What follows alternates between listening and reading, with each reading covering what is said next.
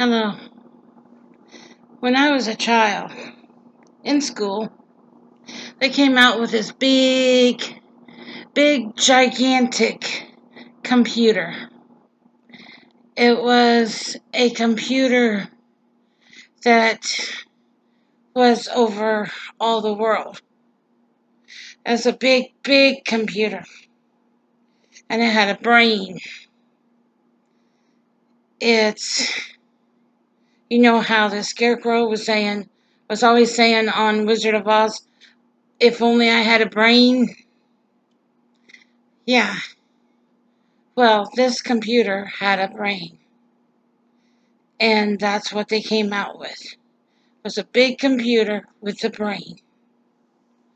Now, they gave us a clue on this astronaut program where these women started and helped the astronauts go to the moon because they did the math right. And they had to do the math and get the numbers just right so they could go up in the spacecraft. The woman with the IBM machine tried to get it working and couldn't at first. But then she found the brain. Once she found the brain on the machine, she was able to get it working. She said, "Oh, there's your brain. Now I can work with you." Okay. You know what that means?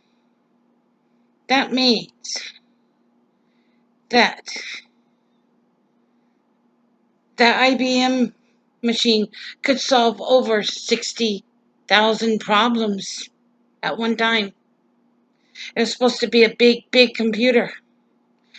A whole room is what it took up. And it had all kinds of cards feeding through it and information feeding through it. All kinds of data going through it. You know what I'm hinting at? Do you know what I'm getting to? Okay, they have a big computer and a big room. And guess what?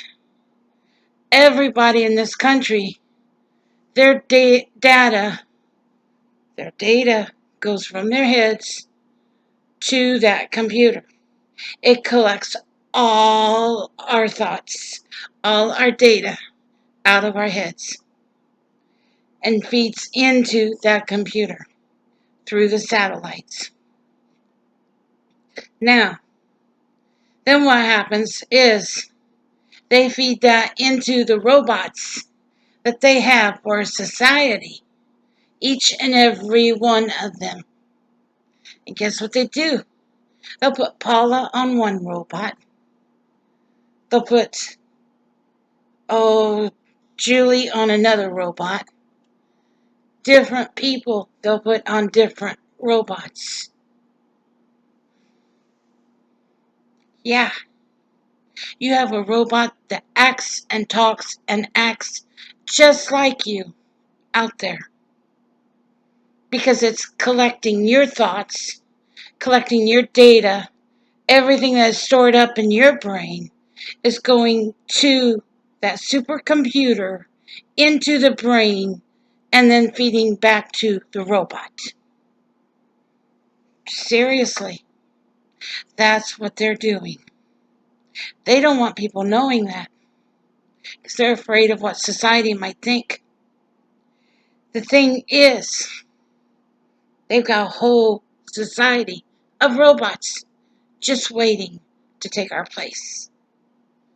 And that's why they've been collecting our thoughts all these years.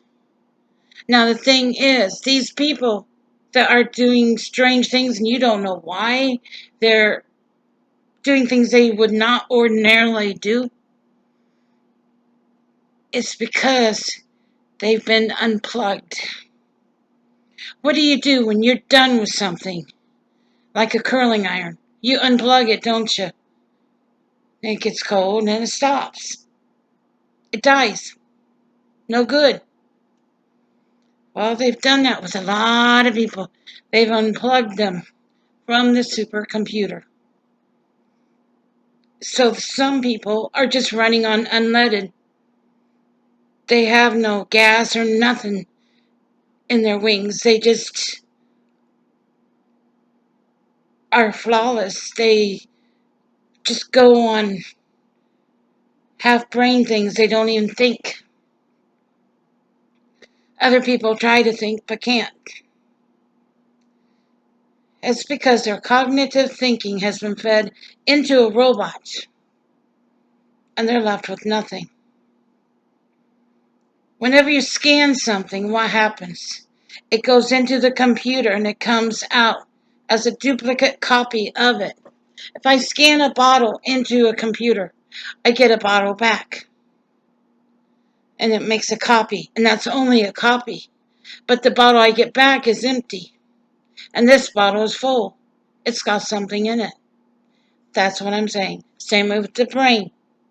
When they collect our thoughts and thinking and everything, and they put them into that robot from the supercomputer, they're gathering all the contents out of our brain.